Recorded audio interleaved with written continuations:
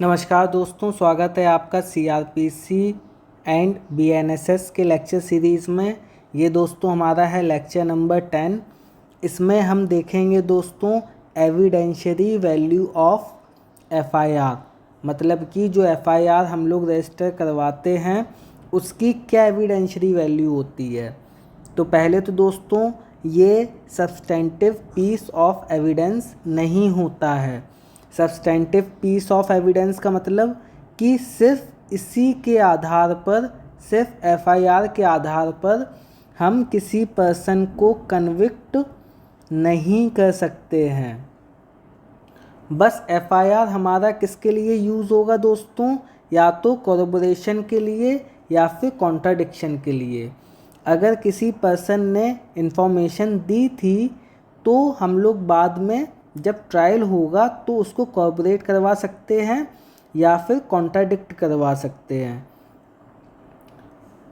जो कॉर्पोरेशन है दोस्तों वो दे रखा है हमारा section 157 of Indian evidence act, और उसी का करस्पॉन्डेंट जो सेक्शन है वो है हमारा दोस्तों 160 ऑफ भारतीय साक्ष्य अधिनियम।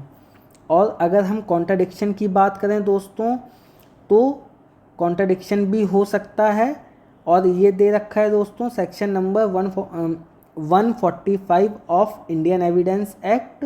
और इसी का दोस्तों जो पैरेलल सेक्शन है वो है दोस्तों हमारा 148 ऑफ भारतीय साक्ष्य अधिनियम। एक बार फिर से समझिए दोस्तों, एविडेंशियल वैल्यू ऑफ एफआईआर जो होती है दोस्तों वो सब्सटेंटिव पीस ऑफ एविडेंस नहीं होती है। मतलब कि सब्सटेंटिव पीस ऑफ एविडेंस का मतलब सिर्फ एफआईआर के आधार पर हम किसी पर्सन को कन्विक्ट नहीं कर सकते हैं। एफआईआर का यूज़ दोस्तों हो सकता है सिर्फ और सिर्फ कॉर्पोरेशन के लिए या फिर कॉन्ट्राडिक्शन के लिए।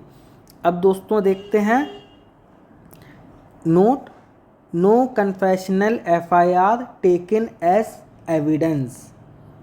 मतलब कि अगर कोई कन्फेशनल एफआईआर है, अगर कोई पर्सन अपने ही खिलाफ एफआईआर करवा रहा है तो हम एविडेंस के यूज़ पर उसको नहीं ले सकते उस एफआईआर को, क्योंकि ये हिट होगा under section 25 of Indian evidence act.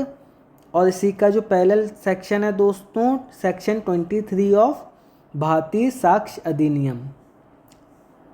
आज के लिए दोस्तों इतना ही।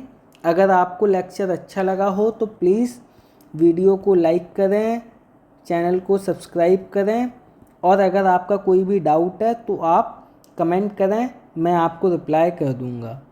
Thank you so much.